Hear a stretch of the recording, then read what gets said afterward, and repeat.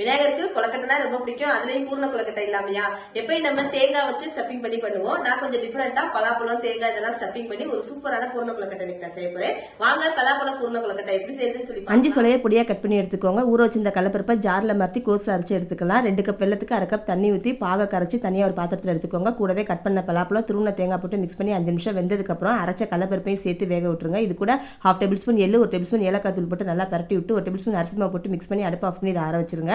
கடாயில் 2 table spoon நெய் 1 table spoon எள்ளு கட் பண்ண தேங்காய் போட்டு பொன்னிறமாக வறுத்துட்டு 2 கப் மாவுக்கு 1/2 கப் தண்ணி ஊற்றி கொஞ்சமாக உப்பு போட்டு கொதி வந்தோடனே 2 கப் கொலக்கட்டை மாவு போட்டு மிக்ஸ் பண்ணி விட்டு மாவுல எல்லாம் ஒன்று சேர்ந்து ஒரு பவுலுக்கு மாற்றி ஆற வச்சிருங்க.